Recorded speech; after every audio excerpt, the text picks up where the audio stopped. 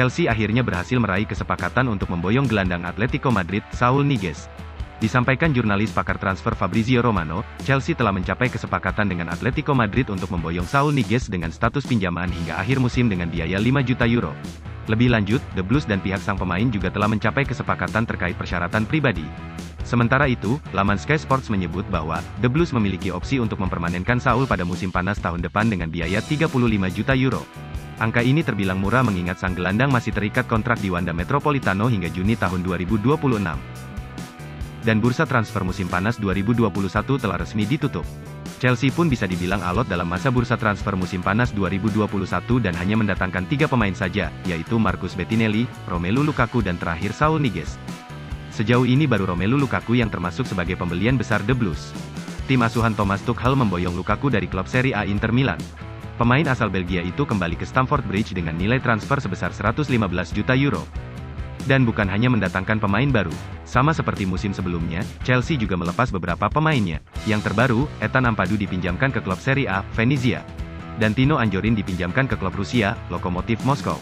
Di sisi lain 20 pemain resmi dijual di musim panas ini. Terbaru, Kurt Zouma yang resmi dikontrak West Ham United sampai 2025.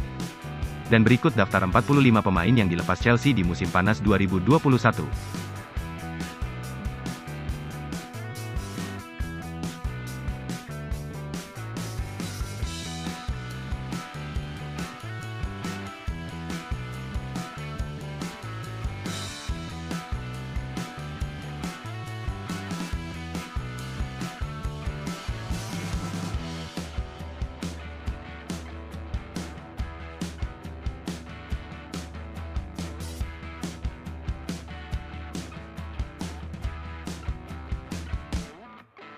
Bagaimana starting 11 Chelsea dengan Saúl?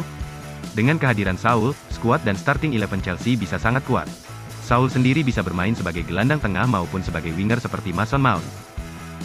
Bersama Chelsea, kehadiran Saúl membuat Thomas Tuchel memiliki banyak opsi untuk meracik tim terbaiknya. Apabila tetap memilih bermain dengan duo Kante dan Jorginho di lini tengah, Saúl bisa menjadi andalan sebagai gelandang serang bersama Mason Mount yang bermain di belakang Romelu Lukaku. Bagaimana apabila Tuchel memutuskan untuk memainkan formasi 3-5-2? Saúl bisa mengisi satu dari 3 gelandang tengah The Blues. Trio N'Golo Kante, Jorginho, dan Saúl bisa membuat lawan-lawan The Blues kesulitan mendominasi permainan. Apabila bermain dengan formasi 3-4-3 seperti saat ini, Saúl bisa masuk di dalam rencana permainan itu. Selain fasih sebagai gelandang tengah, Saúl bisa bermain sebagai sosok winger bunglon yang kerap muncul justru dari lini tengah, bukan dari sisi lebar lapangan seperti halnya winger sejati. Selama kariernya di Atletico Madrid, Saúl kerap dimainkan sebagai gelandang tengah kiri dalam formasi 3-1-4-2 khas Diego Simeone. Nah, dengan formasi ini, Chelsea juga bisa memanfaatkan keahlian Saúl menyisir sisi kiri lebar lapangan. Alih-alih sebagai gelandang kiri, Thomas Tuchel sepertinya bisa mempertimbangkan namanya sebagai wingback kiri apabila butuh kreativitas di sisi lebar lapangan. Di posisi tersebut memang ada nama Marcos Alonso dan juga Ben Chilwell, namun Saúl tentu memiliki keunggulan di sisi kreativitas.